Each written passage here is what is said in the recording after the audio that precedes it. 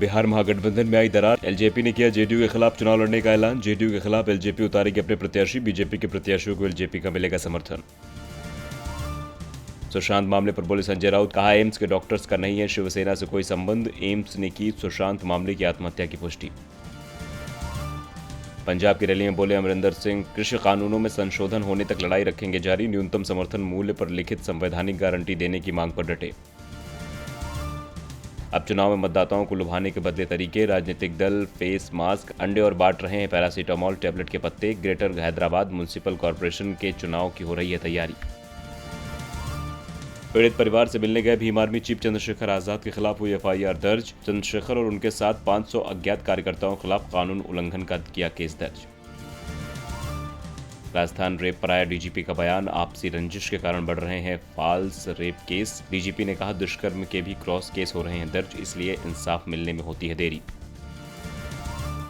Moratorium में loan पर ब्याज माफ करने की याचिका पर केंद्र से मांगा गया जवाब। सुप्रीम कोर्ट ने भारतीय रिजर्व बैंक और केंद्र सरकार को दिया 1 हफ्ते का समय।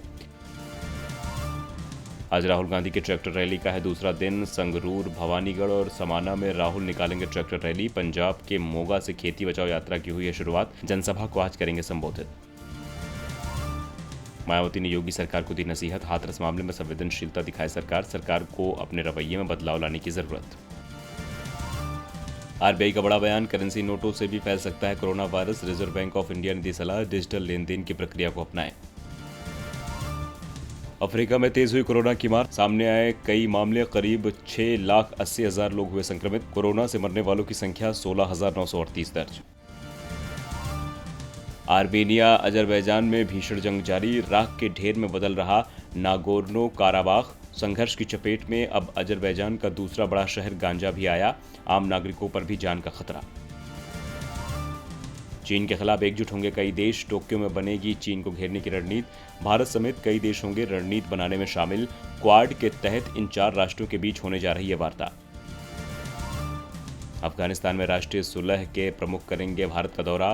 भारतीय अधिकारियों के साथ वार्ता के लिए आएंगे अब्दुल्ला। उच्च परिषद के प्रमुख बनने के बाद भारत का करेंगे पहला दौरा। विश्व में लगातार बढ़ रहा है कोरोना का आंकड़ा, दुनिया में 3.5 करोड़ से अधिक लोग कोरोना संक्रमित, 10,36,000 ज्यादा लोगों की मौत। पेटीएम और अन्य भारतीय टेक कंपनियों ने गूगल से की डिमांड, एक नया स्टार्टअप एसोसिएशन गठित करने की है मांग। बाजार को अपने पक्ष में लेने का गूगल पर है आरोप। टीसीएस का बोर्ड 7 अक्टूबर को शेयरों की पुनर्खरीद पर करेगा विचार। कंपनी के शेयरों की कीमतों में आई जबरदस्त तेजी, शेयरों की पुनर्खरीद से जुड़ी योजना को लेकर नहीं दी गई है कोई अन्य जानकारी। महीनों बाद काम पर वापस लौटे रेमो डिसूजा, गोवा में बी लाइव म्यूजिक के लिए शूट किया गाना। शूटिंग के दौरान कोविड-19 की गाइडलाइंस का किया गया पूरा पालन।